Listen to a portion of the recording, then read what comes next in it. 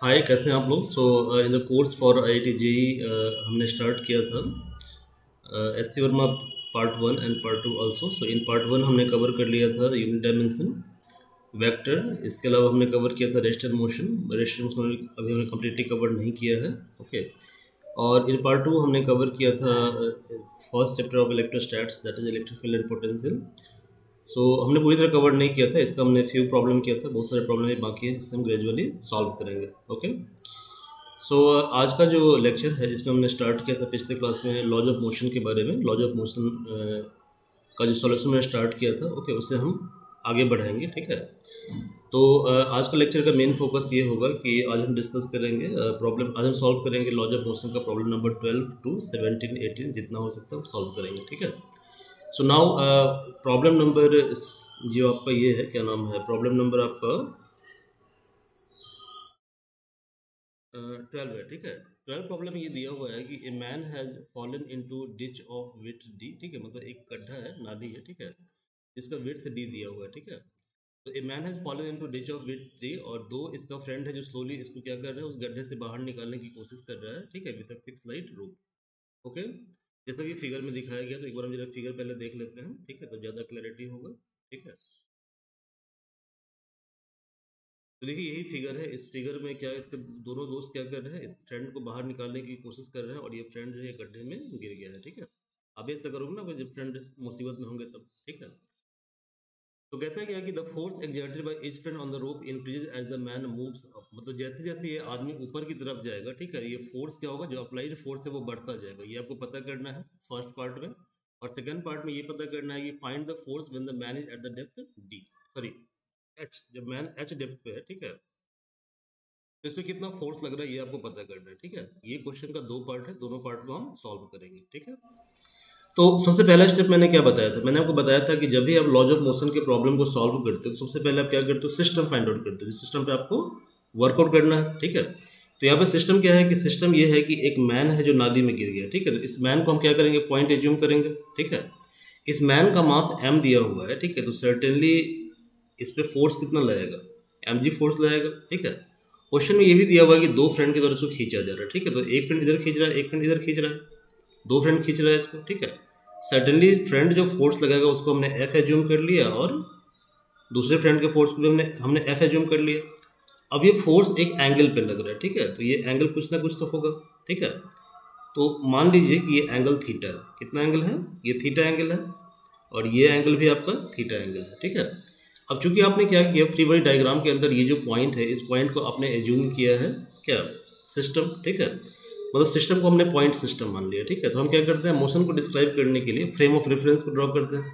Frame of reference क्या होता है, एक्स और वाई एक्सिस होता है, तो हम क्या करते हैं, एक्स और वाई एक्सिस को ड्रॉ कर लेते हैं। ठीक है, तो ये हमारा है वाई एक्सिस, और ये हमारा है एक्स एक्सिस। ठीक है। अब यहाँ पे एक चीज नोटिस करो कि दिस लाइन और दिस लाइन, ये क्या है, पैरेलल लाइन है। तो if this angle is theta, certainly this angle will be theta.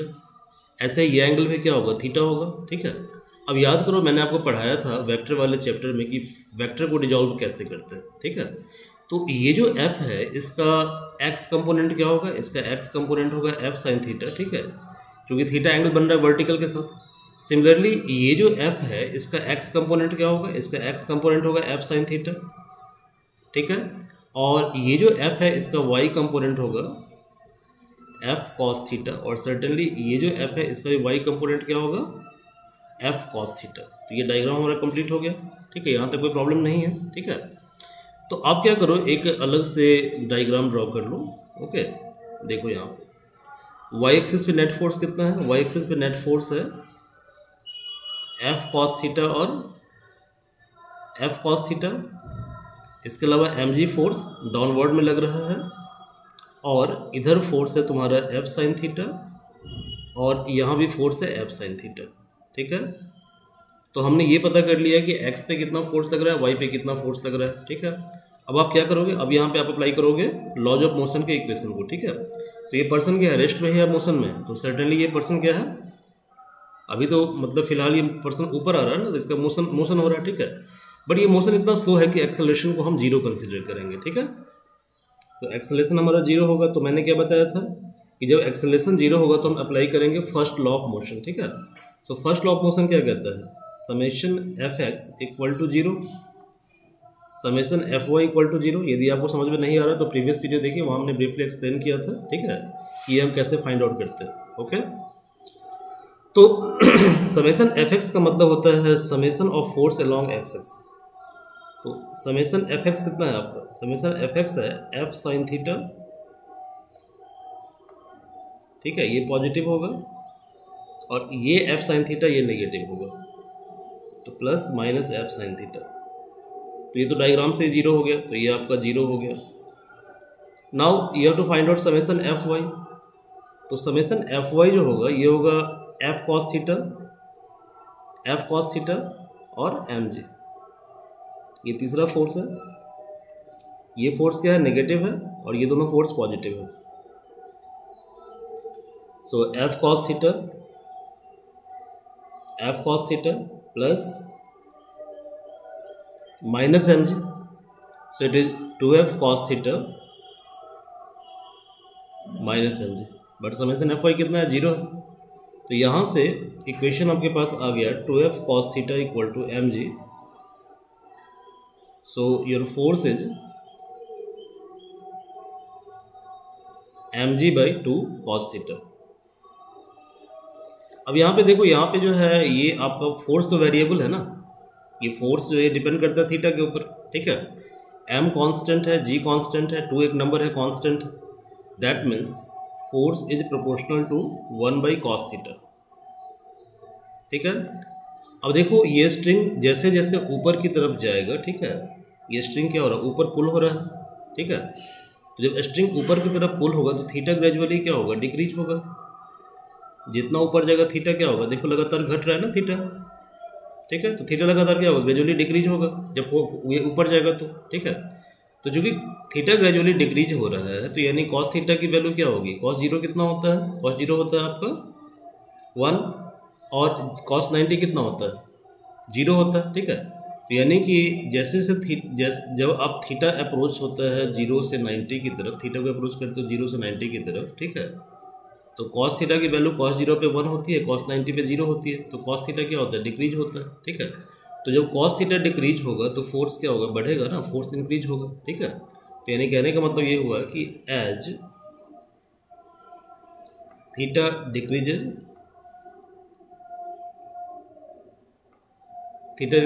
ठीक है, सो कॉस थीटा डिक्रीजेज, और कॉस थीटा और फोर्स क्या इनवर्सली प्रोपोर्शनल है, तो यानी फोर्स क्या होगा, लगातार इंक्रीज होगा, बढ़ेगा।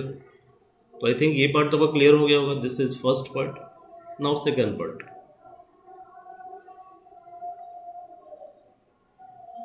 इन सेकेंड पार्ट आपको ये पता करना है कि जब पर्सन डेप्थ डी पे है तो फोर्स कितना लग रहा है, ठीक है, फोर्स कितना लग रहा है ये आपको पता करना है। तो एक बार दोबारा हम पिक्चर को देखते हैं। देखिए इस पिक्चर में क्या है, ये जो आपको विड्थ दे रखा है, ये आपका डी दे रखा है विड्थ, ठीक है, दिस इज डी, ठीक है। ये जो हाइट दे रखा है, ये हाइट कितना दे रखा है, ये हाइट दे रखा है h, ठीक है। तो हम दोबारा एक बार डायग्राम को बनाते हैं। तो ये हाइट h दे रखा है, ये एंगल दे रखा है थीटा, ठीक है, और ये विड्थ d दे रखा है, ठीक है। चलिए तो देखो भाई, क्वेश्चन में दिया हुआ है कि ऐसा कोई ट्रायंगल है, ट्रायंगुलर शेप है,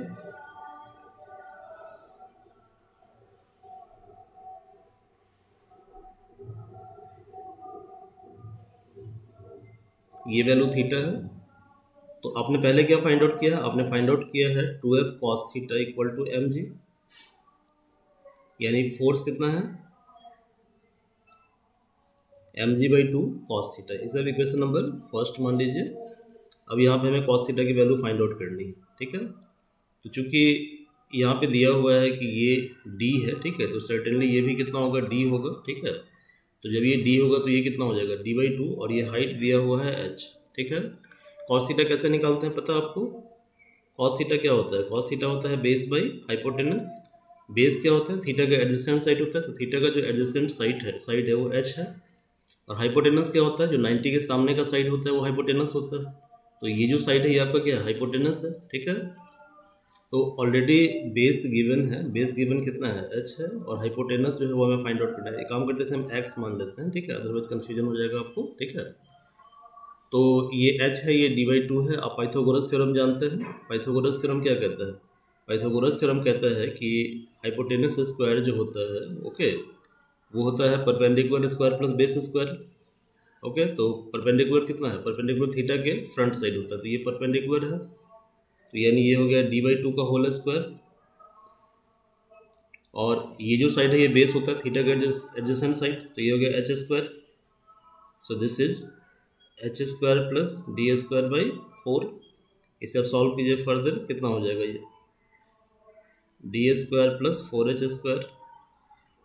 4h² यानी इसे आप लिख सकते हो d² plus 4h² divided by 2। So cos theta की वैल्यू कितनी आ जाएगी यहाँ से, बेस कितना है, बेस है h बाई x कितना है d² प्लस 4h², और ये 2 तो ऊपर चला जाएगा, तो इसलिए फोर्स की वैल्यू हो जाएगी mg/2 इंटू कॉस थीटा, यानी 1/cos थीटा। तो 1/cos थीटा कितना होगा, d² plus 4h² by 2h। So your answer is mg/4h under root d² plus 4h²। This is your answer. I think ये concept clear हो गया होगा आपका, ठीक है। चलिए नेक्स्ट क्वेश्चन क्या है देखिए जरा, तो मैं स्लाइड को चेंज करता हूँ।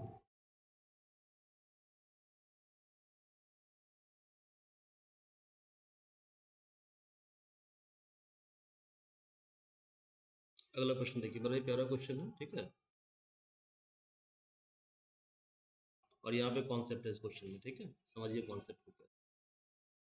क्वेश्चन है कि the elevator shown in figure, elevator क्या होता है, लिफ्ट, एक तरह का लिफ्ट आप मान लीजिए एलिवेटर को, ठीक है। तो the elevator shown in figure descending with an acceleration of 2 meter per second square.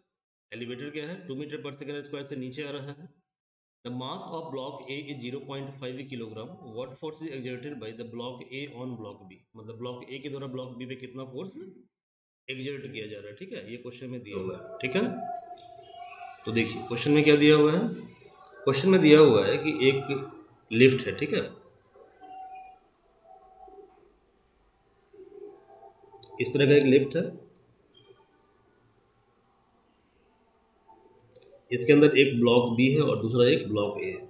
ये 2 ब्लॉक यहाँ पे रखा हुआ है अंदर में, और लिफ्ट है तो कोई ना कोई फिक्स बेस होगा, वहाँ से अटैच होगा, वायर से लिफ्ट क्या होता है, अटैच होता है। और ये lift 2 meter per second square से नीचे की तरफ आ रहा है, ठीक है। तो इस क्वेश्चन को आप 2 तरीके से बना सकते हैं, ठीक है। एक तो आप बना सकते हैं न्यूटन के सेकंड लॉ से, और फिर इसको आप बना सकते हैं स्यूडो फोर्स के द्वारा, ठीक है। तो पहले आप स्यूडो फोर्स के कॉन्सेप्ट को समझिए जरा, ठीक है। कॉन्सेप्ट क्या है स्यूडो फोर्स का, कॉन्सेप्ट ऑफ स्यूडो फोर्स, ठीक है। स्यूडो का मतलब फॉल्स होता है, ठीक है, फॉल्स फोर्स, मतलब ये फोर्स रियली एग्जिस्ट नहीं करता है, ठीक है। हम इसे क्या करते हैं, एज्यूम करते हैं, ठीक है। मैं क्या कर रहा हूँ, यहाँ पे 2 सीन ले रहा हूँ, ठीक है, देयर आर 2 सिनेरियो, ठीक है। ये एक लिफ्ट है, यहाँ पे एक बॉल रखा हुआ है, ठीक है।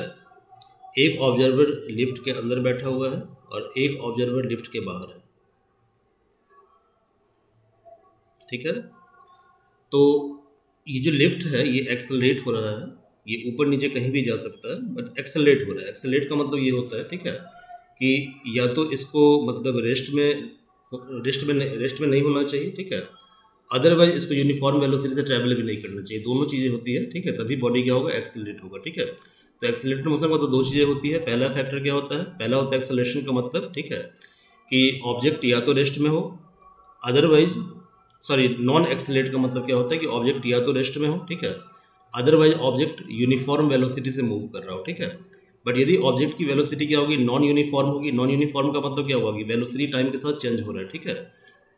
यानी earlier object were moving with 5 kilometre per second, then object starts moving with speed 10 metre per second, ठीक है। तो ऑब्जेक्ट की स्पीड क्या हो रही है, ग्रेजुअली चेंज हो रही है, ठीक है।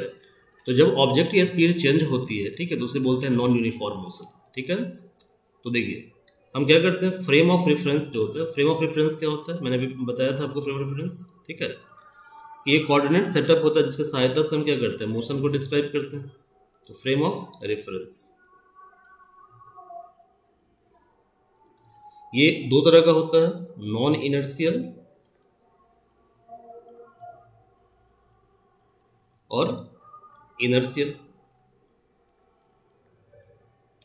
तो इनर्शियल फ्रेम में क्या होता है कि एक्सेलरेशन जीरो होता है, और नॉन इनर्शियल में क्या होता है, एक्सेलरेशन आपका नॉन जीरो होता है, ठीक है। और नेचर में कोई भी फ्रेम इनर्शियल नहीं है, ठीक है, बट हम फिर भी क्या करते हैं, एज्यूम कर लेते हैं, ठीक है, एक स्टैंडर्ड हम मान लेते हैं, ठीक है, कि अर्थ क्या है, इनर्शियल फ्रेम। तो ये एजम्पशन है।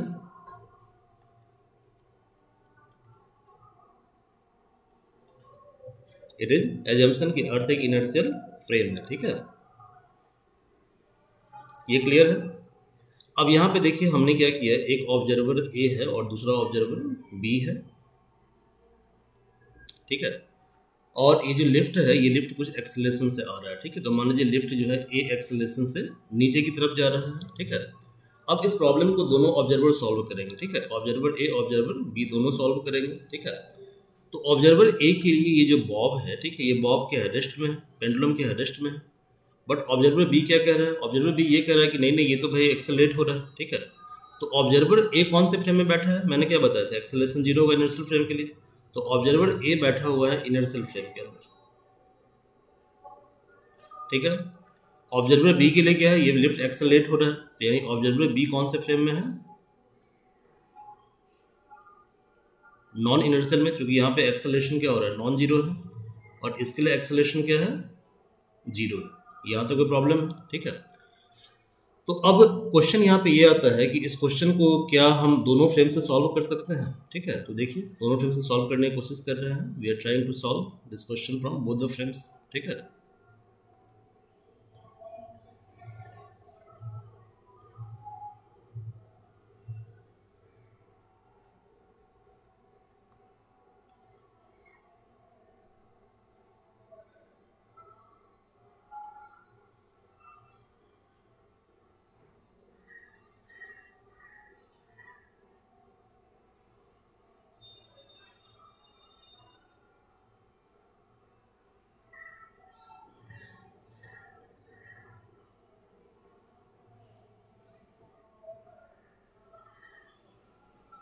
चलिए,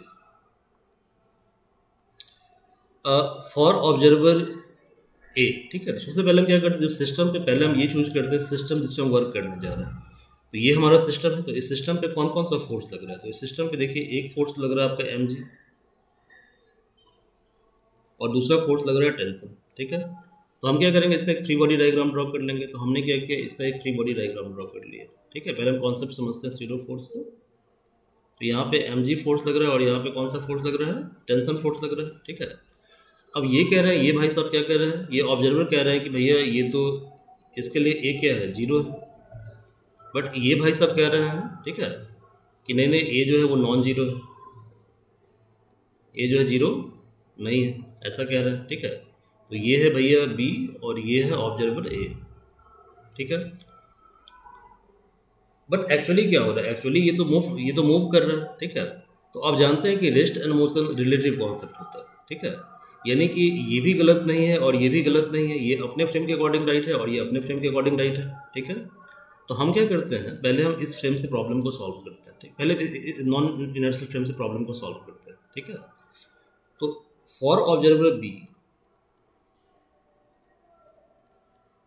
चूंकि एक्सेलरेट हो रहा है, तो एक्सेलरेट हो रहा है तो इसका मतलब ये हुआ कि summation F Y equal to mass into A Y. हमने यहाँ पे वाई इसलिए लिया है क्योंकि मोशन वाई डायरेक्शन में हो रहा है, ठीक है। तो चूंकि लिफ्ट नीचे आ रहा है तो नीचे वाला फोर्स क्या होगा, ज़्यादा होगा तो ये पॉजिटिव हो जाएगा, और ऊपर वाला फोर्स क्या होगा, कम होगा तो ये नेगेटिव हो जाएगा। तो नेट फोर्स हो जाएगा आपका mg minus tension, that is ma। तो यहाँ से टेंशन की वैल्यू हो जाएगी एम जी माइनस एम, ठीक है। बट ऑब्जर्वर ये कह रहा है कि नहीं तुम्हारा प्रॉब्लम सॉल्व करने का तरीका क्या है, गलत है, ठीक है। तो हम क्या करेंगे, हम ऐसा एज्यूम कर लेंगे कि फ्रेम ए के अंदर एक स्यूडो फोर्स काम कर रहा है, ठीक है। और स्यूडो फोर्स क्या होता है, एक्चुअल एक्सेलरेशन के जस्ट अपोजिट होता है, ठीक है। Why opposite to actual acceleration, तो स्यूडो फोर्स क्या है, फॉल्स फोर्स है, ठीक है। तो एक्चुअली पार्टिकल क्या हो रहा है, ए एक्सेलरेशन से एक्सेलरेट कर रहा है, मतलब क्या कहते हैं, फोर्स जो है एक पर्टिकुलर डायरेक्शन में लग रहा है। तो जब उसके अपोजिट हम उतना ही एक्सेलरेशन ले लेंगे तो नेट फोर्स क्या हो जाएगा, जीरो हो जाएगा, ठीक है। तो यानी ऑब्जेक्ट रेस्ट में भी रह जाएगा और प्रॉब्लम भी सॉल्व हो जाएगा, ठीक है। तो हमने क्या किया कि चूंकि ये एक्सेलरेशन से नीचे आ रहा है, ठीक है, तो सीरो फोर्स हम ऊपर लगा देंगे। तो सीरो एक्सेलरेशन ए लग रहा है, इसको मास से मल्टीप्लाई करेंगे तो सीरो फोर्स हो जाएगा, ठीक है। तो ऑब्जर्वर ए का जो फ्री बॉडी डायग्राम होगा वो इस तरह से होगा कि टेंशन ऊपर लग रहा है, एम ए ऊपर है और एम जी नीचे की तरफ है, ठीक है। और चूंकि ये रेस्ट में है तो रेस्ट में, तो इसका मतलब क्या हुआ, इसका मतलब हुआ summation F Y equal to zero. अब समेसन एफ वाई कितना है, T plus M A equal to M G. तो यहाँ से टेंशन कितना आ जाएगा, M G minus M A. तो दोनों केस में क्या हुआ, सेम सॉल्यूशन आया, ठीक है। यानी कहने का मतलब ये हुआ कि प्रॉब्लम को हम इनर्शियल फ्रेम से सॉल्व करें या नॉन इनर्शियल से प्रॉब्लम को सॉल्व करें, दोनों केस में आंसर क्या होगा, सेम होगा, ठीक है। आपको ध्यान क्या रखना है यहाँ पे, ध्यान आपको यहाँ पे ये रखना है, ठीक है, कि जब आप इनर्शियल फ्रेम के अंदर काम करेंगे, हाँ ये थोड़ा यहाँ पे थोड़ा ट्रिक है, ठीक है, कि when you will work from inertial frame तो आपको सीरो फोर्स अप्लाई करना है। और सीरो फोर्स किधर लगता है, तो एक्चुअल एक्सेलरेशन के जस्ट अपोजिट डायरेक्शन में लगता है सीरो फोर्स, ठीक है। बट जब आप नॉन इनर्शियल फ्रेम में काम कर रहे हो तो वहाँ पे सीरो फोर्स आप नहीं लगाओगे। ये दो बातें आपको ध्यान में रखनी है, ठीक है। तो चलिए इस प्रॉब्लम को हम सॉल्व करते हैं, ठीक है। प्रॉब्लम क्या था, दोबारा प्रॉब्लम को देख लीजिए। तो प्रॉब्लम यही है ना कि यहाँ पे जो है एक लिफ्ट दिया हुआ है, एक मिनट प्रॉब्लम देख लेता हूँ, आई एम सॉरी।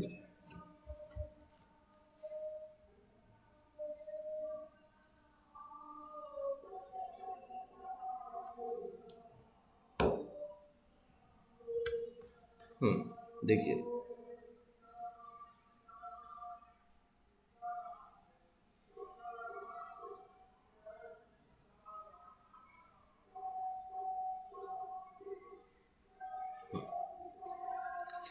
क्वेश्चन में दिया हुआ है कि the elevator shown in figure is descending with acceleration 2 meter per second square. तो ये आपका एलिवेटर है, लिफ्ट है,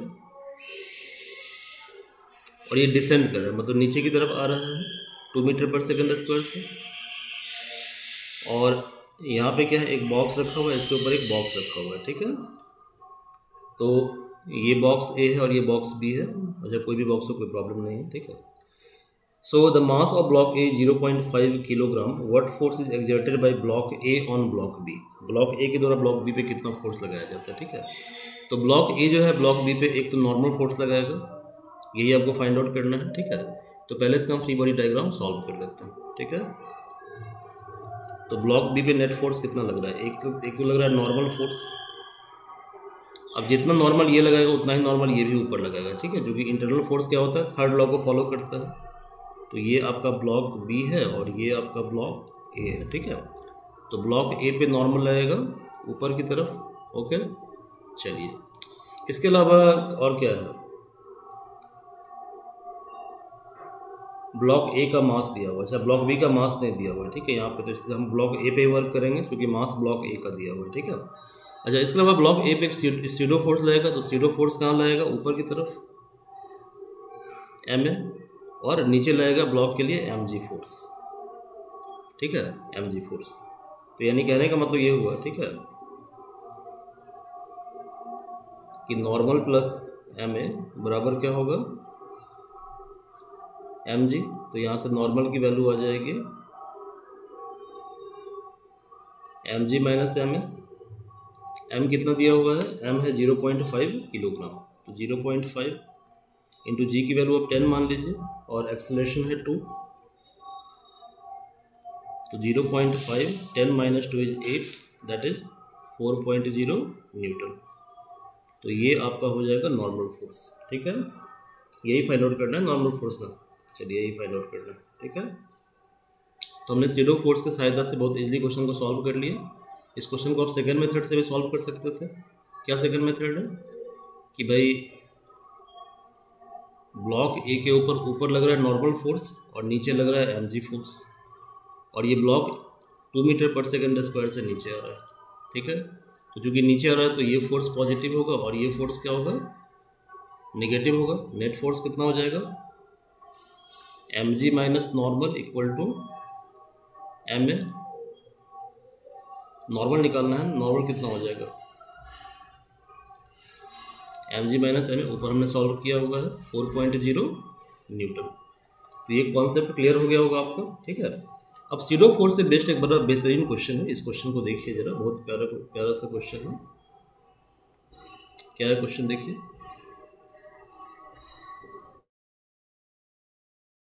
क्वेश्चन है कि pendulum Bob of mass 50 gram is suspended from the ceiling of elevator, ठीक है। एक लिफ्ट से जो है 50 ग्राम का बॉब जो है टंगा हुआ है, ठीक है, हैंग है।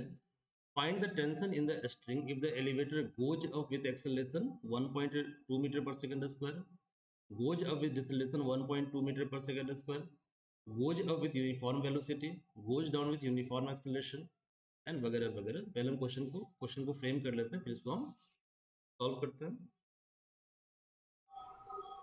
चलिए,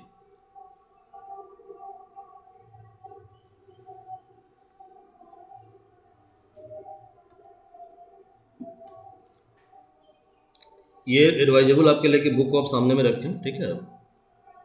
चलिए, क्वेश्चन क्या दिया हुआ है, क्वेश्चन दिया हुआ है कि एक पेंडुलम है, ठीक है।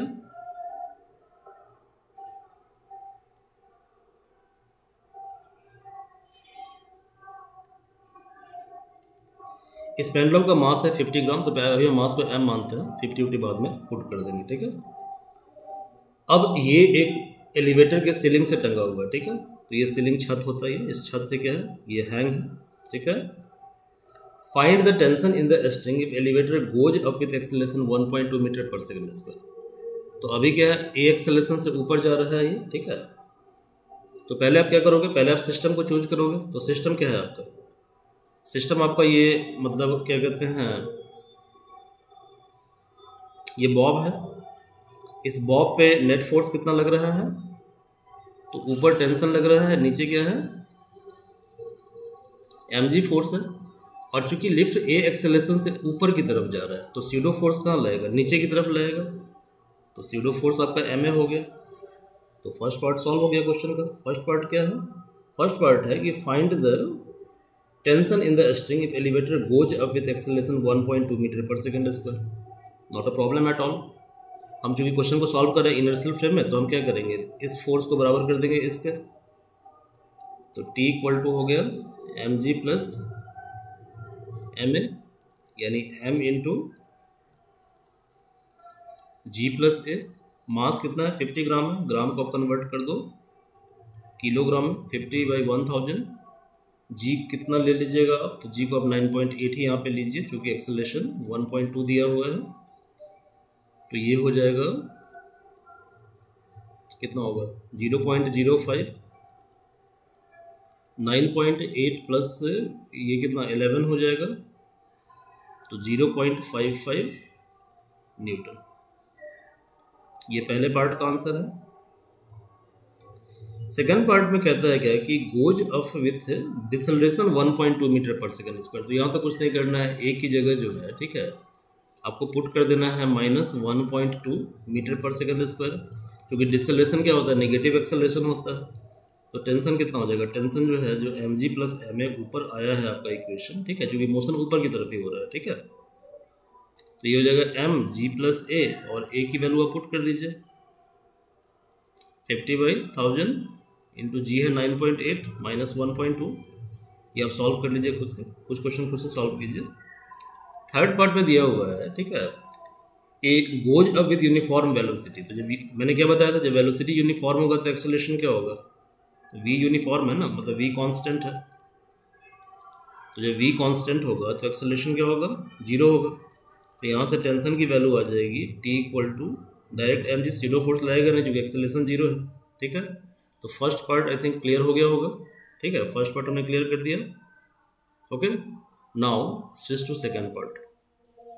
इसमें 6 क्वेश्चन है टोटल।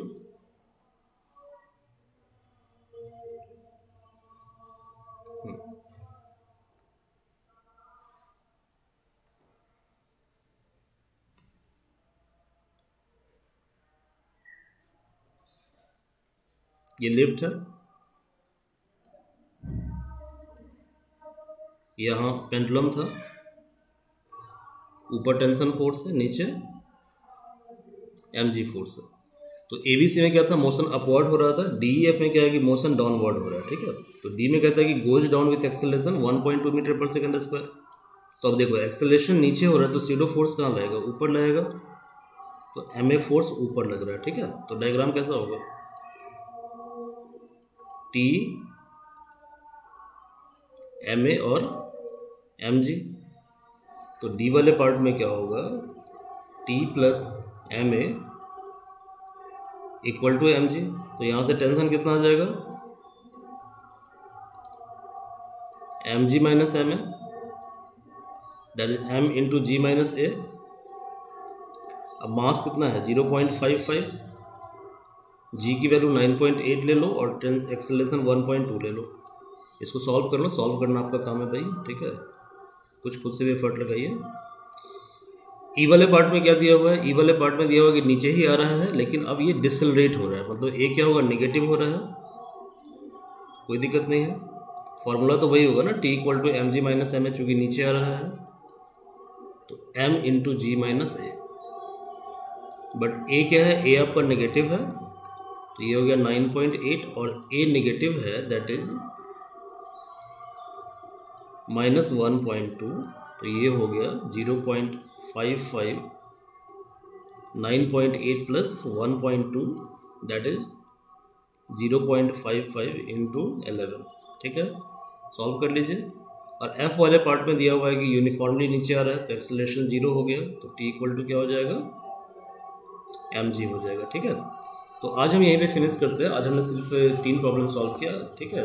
अगले क्लास में हम और भी बहुत सारा प्रॉब्लम सॉल्व करेंगे, ओके।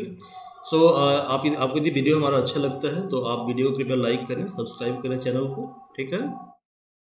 और आपको यदि कोई भी डाउट लगता है, if you are facing any kind of doubt, ठीक है, तो आप कमेंट में आप लिख सकते हैं, ठीक है। हम प्रॉब्लम को ग्रेजुअली फिर सॉल्व करेंगे। आपको किसी तरह वीडियो बनाना हो तो आप रिकमेंड करें, ठीक है। Thank you.